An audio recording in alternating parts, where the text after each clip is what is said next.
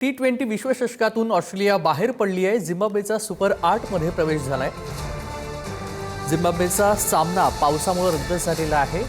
Ireland आणि झिम्बाब्वेचा सामना हा पावसामुळे रद्द झालेला आहे आणि ऑस्ट्रेलिया ही विश्वचषकामधून बाहेर पडली आहे।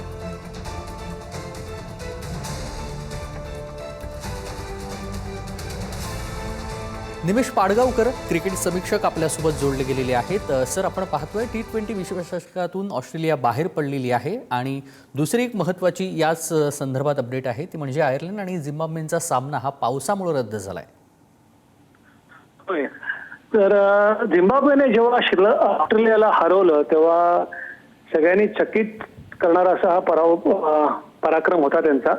पण तरी सुद्धा ऑस्ट्रेलियाला आपण जाणतो आणि ऑस्ट्रेलिया परत येईल असं वाटत होतं। पण काल जे निसंकाने पहिल्यांदा त्यांच्या सुपर 8च्या आशांवर पाणी फिरवलं आणि त्यांच्यावर फक्त उरलं होतं ते झिम्बाब्वे, आयर्लंड आणि त्यांच्या श्रीलंकेचे सामने हरतात का बघण्यावर।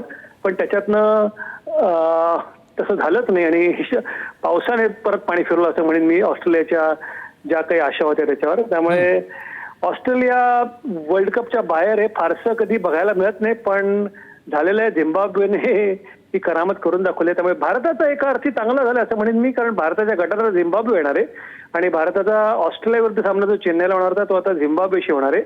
त्यामुळे मी म्हणेन भारताकरता ही चांगली बातमी आहे। अगदी निमिष सर, ऑस्ट्रेलिया असा एक संघ होता T20 विश्वचषक असू दे किंवा कसोटी सामन्यांमध्ये ऑस्ट्रेलियाचा दबदबा याआधी आपण वेळोवेळी पाहिलेला आहे। अनेक वर्ल्ड कप त्यांनी घेतलेले आहेत, पण अशा एका T20 विश्वचषकामध्ये ऑस्ट्रेलियाचं बाहेर जाणं हे जरी आपल्यासाठी चांगलं असेल तरी ऑस्ट्रेलियासाठी किती या सगळ्याचा मोठा परिणाम पाहायला मिळेल त्यांच्या टीमसाठी?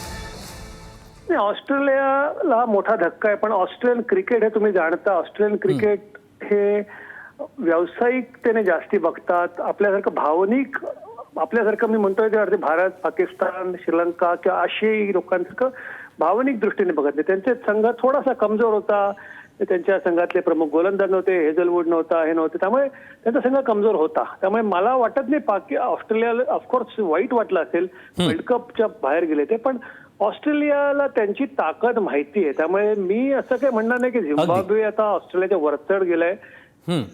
अगदी, त्यामुळे भारताला हा दिलासादायक ही बाब म्हणावी लागेल। धन्यवाद आपण केलेल्या ह्या विश्लेषणासाठी।